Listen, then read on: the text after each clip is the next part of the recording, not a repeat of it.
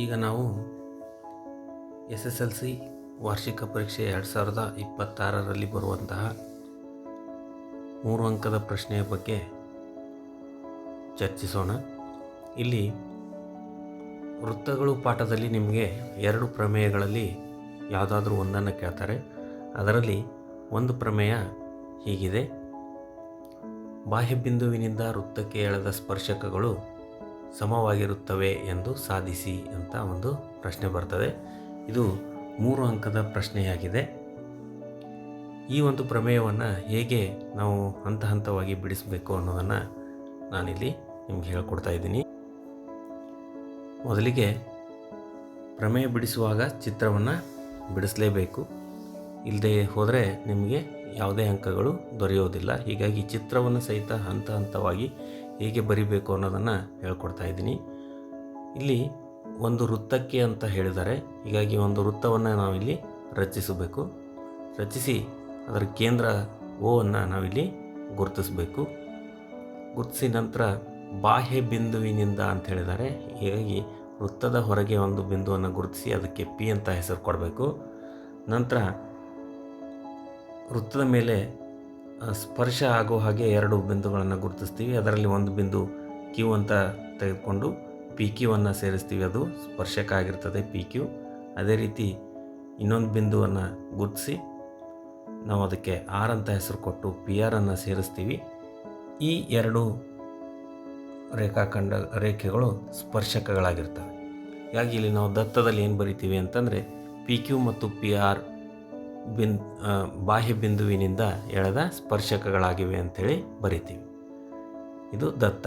ಈಗ ನಾವು ಮುಂದೆ ಸಾಧನೀಯದಲ್ಲಿ ಈ 2 ಸ್ಪರ್ಶಕಗಳು ಸಮ ಅಂತ ನಾವು ಸಾಧಿಸಬೇಕಾಗಿದೆ. ಹೀಗಾಗಿ ಸಾಧನೀಯದಲ್ಲಿ ನಾವು ಪಿ ಕ್ಯೂ ಸಮ ಪಿ ಆರ್ ಅಂತ ಬರಿತೀವಿ. ಇನ್ನು ರಚನೆ ಮಾಡ್ಕೋಬೇಕಾಗ್ತದೆ. ರಚನೆ ಏನು ಅಂತಂದರೆ ಇಲ್ಲಿ ನಾವು ಒ ಕ್ಯೂ, ಒ ಆರ್ ಮತ್ತು ಒ ಪಿಗಳನ್ನು ಸೇರಿಸ್ತೀವಿ. ಹೀಗಾಗಿ ರಚನೆಯಲ್ಲಿ ನಾವು ಒ ಕ್ಯೂ, ಒ ಆರ್ ಮತ್ತು ಒ ಪಿಗಳನ್ನು ಸೇರಿಸಿದೆ ಅಂಥೇಳಿ ಬರಿತೀವಿ. ಇಲ್ಲಿಗೆ ನಿಮಗೆ ಇಲ್ಲಿ 1.5 ಅಂಕ ಸಿಗ್ತದೆ. ನಂತರ 1.5 ಅಂಕಗಳು ಸಾಧನೆಯಲ್ಲಿ ನೀವು ಪಡಿಬೋದು. ಸಾಧನೆಯನ್ನು ಸಹಿತ ಅತಿ ಸುಲಭವಾಗಿ ನಾವು ಹೇಗೆ ಮಾಡಬೇಕು ಅಂತಂದರೆ ಇಲ್ಲಿ ನಮಗೆ 2 ತ್ರಿಭುಜಗಳು ಕಾಣ್ತವೆ. ಒ ಪಿ ಕ್ಯೂ ಮತ್ತು ಒ ಪಿ ಆರ್ಗಳು ಆ 2 ತ್ರಿಭುಜಗಳಲ್ಲಿ ಅಂತ ಬರಿಬೇಕು. ತ್ರಿಭುಜ ಒ ಪಿ ಕ್ಯೂ ಮತ್ತು ತ್ರಿಭುಜ ಒ ಪಿ ಆರ್ಗಳಲ್ಲಿ ಅಂತ ಬರೆದು ಇಲ್ಲಿ ಏನೇನು ಯಾವ ಅಂಶಗಳು ಸಮ ಇವೆ ಅನ್ನೋದನ್ನು ನಾವು ನೋಡ್ತಾ ಹೋಗಬೇಕು. ಇಲ್ಲಿ ನೋಡಿ ಒ ಕ್ಯೂ ಮತ್ತು ಒ ಆರ್ 2 ಸಮ ಇವೆ, ಅದನ್ನು ಬರಿಬೇಕು. O Q is equal to O R ಸಮ ಅಂತ ಬರಿತೀವಿ. ಇವು ಏಕೆ ಸಮ ಅಂತಂದಾಗ ಇಲ್ಲಿ ನಾವಿಲ್ಲಿ ಒಂದೇ ವೃತ್ತದ ತ್ರಿಜ್ಯಗಳು ಅಂಥೇಳಿ ಬರಿತೀವಿ. ನಂತರ ಕ್ಯೂ ಕೋನವು ಆರ್ ಕೋನಕ್ಕೆ ಸಮವಾಗಿದೆ,